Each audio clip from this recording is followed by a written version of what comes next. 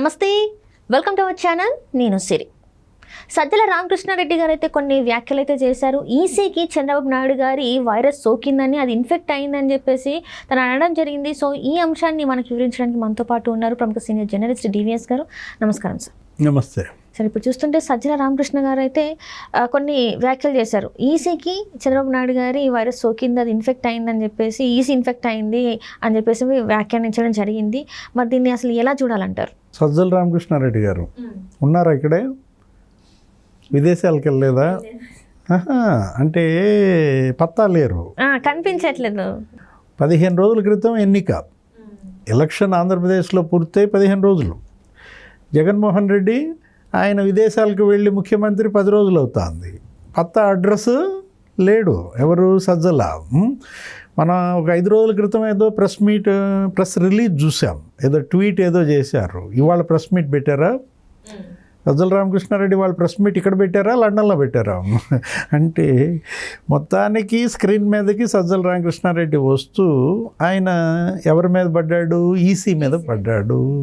అమిత్ షా మీద మాట్లాడారు, చంద్రబాబు మీద మాట్లాడారు. ఎందుకు ఇన్ని రోజులు ఏమయ్యారు? ఇవాళ ప్రెస్ మీట్ ఎందుకు పెట్టారు?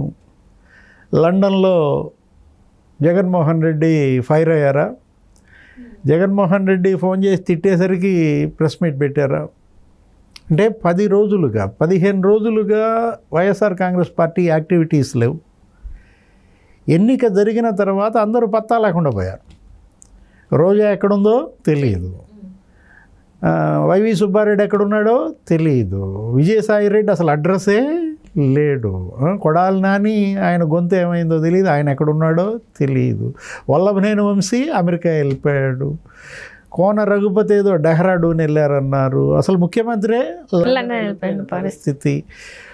పోలింగ్ నాడే వీళ్ళంతా కూడా ఇలా గల్లంతయ్యారంటే, అడ్రస్ లేకుండా పత్తా లేకుండా పోయారంటే, కౌంటింగ్ దాకా కూడా వీళ్ళు వాళ్ళ మనకు కనిపించడం లేదంటే అర్థం ఏంటి? పోలింగ్ నాడే వీళ్ళు ఓడిపోయారు.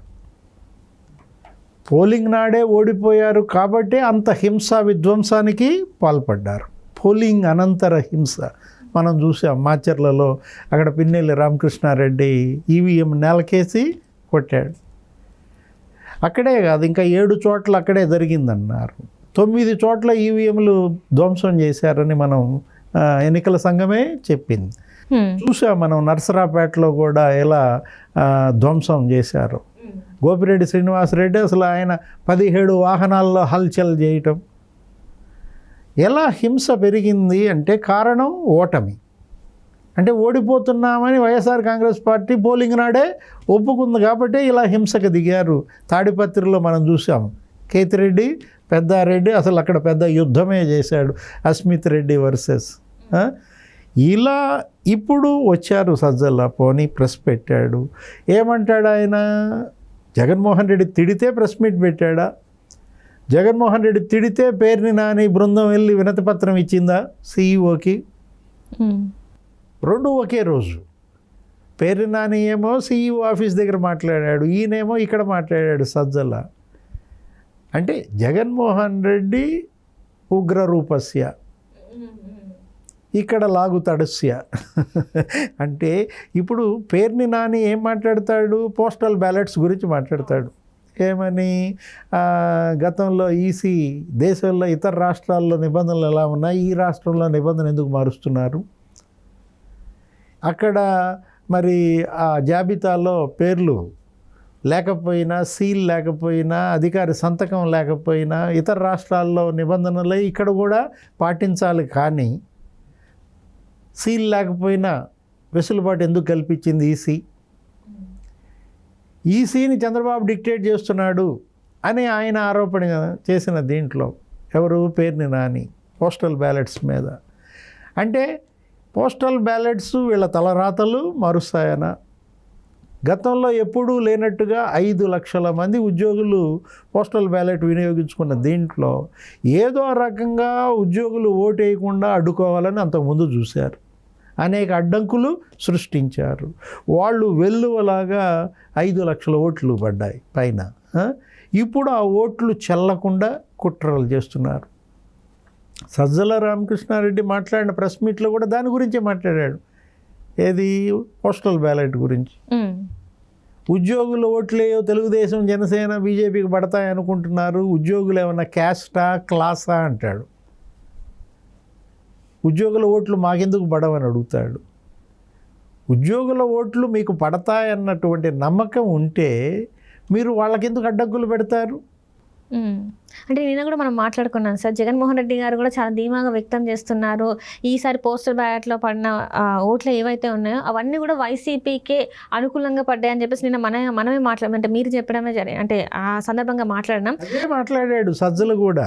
ఏంటి ఉద్యోగులు మాకు ఎందుకు వ్యతిరేకంగా ఓటేస్తారు అంటే, మేమే ఇచ్చాము ఉద్యోగులకి అన్ని రకాలుగా, మేమే మా ప్రభుత్వమే ఇచ్చింది ఇన్ని ఉద్యోగాలు, ఇంకే ప్రభుత్వం ఇవ్వలేదని చెప్పేసి వాళ్ళు మాట్లాడుతున్నారు. మీకు అంత నమ్మకం ఉంటే వాళ్ళ ఓట్లు మీరే ఏంచాలా, వాళ్ళ ఓట్లు వేసే అవకాశం మీరే కల్పించాలి. ఇలా అడ్డంకులు పెట్టేవాళ్ళు కాదు. ఇప్పుడు మళ్ళా ఈసీ ఇచ్చిన నిబంధనలని తప్పుపట్టే కాబట్టే ఇప్పుడు అవి చెల్లకుండా కుట్రలు చేస్తున్నారు. అంటే వెనకాల ఏదైతే సీల్ ఉందో ఆ రిటర్నింగ్ ఆఫీసర్ సైన్ ఏదైతే ఉంటుందో సీల్ ఉంటుందో దాని గురించి అవి లేనివి ఇన్వాలిడ్ అని చేయాలని చెప్పేసి అంటే మళ్ళీ ఇప్పుడు ఈసీ వచ్చేసి అట్లాంటిది ఏం లేదు, అది వాళ్ళ ఎవరైతే అధికారులు ఉన్నారో అది వాళ్ళ ప్రాబ్లం, అది వాటిని ఇన్వాలిడ్ ఓట్లలాగా మీరు లెక్కించాల్సిన అవసరం లేదు, వాళ్ళ ఓటు వాళ్ళది వేసారు కాబట్టి అది లెక్కించాల్సిన అవసరం ఉందని చెప్పేసి నేను ఈసీ చెప్పడం జరిగింది. సో ఇవన్నీ కూడా వైసీపీకి వ్యతిరేకంగా అయ్యే అవకాశాలు ఉన్నాయంటారా మరి? ఇప్పుడు చంద్రబాబు వైరస్ ఎలక్షన్ కమిషన్కి పట్టిందన్నాడు. చంద్రబాబు వైరస్ ఈసీకి సోకింది, ఈసీ ఇన్ఫెక్ట్ అయిందండి. అంటే ఏంటి, ఇతని హోదా ఏంటి, ఇతను ఎవరు అసలు? సజ్జల ఇతను ఒక ప్రభుత్వ సలహాదారు. ఇతను కేంద్ర ఎన్నికల సంఘాన్నే ఇన్ఫెక్షన్ అయిందని ఆరోపణలు చేస్తున్నాడంటే ఇతను తీసుకునే జీతం ప్రజాధనంతో తీసుకునే జీతం. అసలు అడ్వైజర్ రోల్ ఏంటో ఈసీ చెప్పింది. మీరు ప్రెస్ మీట్లు పెట్టకూడదు, మీరు అధికార పార్టీ నాయకుడిగా వ్యవహరించకూడదు, మీరు ప్రభుత్వాన్ని తప్పు పట్టకూడదు అని ఒక ఈసీ అడ్వైజర్ రోల్ ఏదో చెప్పినప్పుడు మళ్ళా ఇవాళ సజ్జల ప్రెస్ మీట్ పెట్టి ఈసీని టార్గెట్ చేశాడంటే, అంటే కూటమి ఏర్పడక ముందు ఈసీ ఒక రకంగా ఉందంట, కూటమి ఏర్పడిన తర్వాత ఈసీకి ఇన్ఫెక్షన్ సోకిందంట. చంద్రబాబు వైరస్ ఈసీకి సోకల్లా, చంద్రబాబు వైరస్ వైసీపీకి సోకింది. చంద్రబాబు వైరస్ వైసీపీకి సోకి వైసీపీ ఇన్ఫెక్షన్ అయింది. అది కనపడుతోంది ఇక్కడ మనకు కనపడుతున్న విషయం. ఇప్పుడు అమిత్ షా ఆయన ప్రకటించారు, కేంద్ర హోంమంత్రి, ఏంటి ఫలానా ఇన్ని ఓట్లు ఇన్ని సీట్లు కొడుతున్నామని, 118 సీట్లు మేము ఇక్కడ కొడుతున్నామని ఆయన చెప్పినప్పుడు అదేంటి, హోంశాఖ మంత్రిగా ఇంటెలిజెన్స్ వర్గాల సమాచారం ఉంటుంది కాబట్టి 118 సీట్లు బీజేపీ తెలుగుదేశం కొడుతుందంటే దానికి కూడా సజ్జలు ఏమంటాడు, 4th ఫేజ్లో జరిగింది ఎన్నిక ఏపీది, ఆ తర్వాత ఇంకా 3 ఫేజులు ఎన్నిక ఉంది కాబట్టి ఆ 3 ఫేజులు ప్రభావితం చేయటం కోసం ఆయన ఆ మాటలు మాట్లాడాడు. నార్త్లో బీజేపీ సీట్లు తగ్గేటట్టుగా ఉన్నాయి కాబట్టి సౌత్లో మాకు వచ్చే సీట్లతో మేము ఇక్కడ భర్తీ చేసుకుంటామన్న విశ్వాసం బీజేపీలో పెంచడం కోసం అమిత్ షా మాట్లాడాడని సజ్జల చెప్తాడు. బీజేపీ నాయకత్వానికి మీరు విశ్వాసం పెంచవసరలా, బీజేపీ క్యాడర్కి మీరేమీ నమ్మకం పెంచవసరలా. బీజేపీ జాతీయ పార్టీ, ముందు వైసీపీ క్యాడర్లో వైసీపీ లీడర్స్లో విశ్వాసం ఉందా? మొరాలిటీ మీలో పోయింది. మీకు కౌంటింగ్కి ఏజెంట్లు దొరకని పరిస్థితి. అందుకే కదా జగన్మోహన్ రెడ్డి అక్కడుండి ఫైర్ అయింది.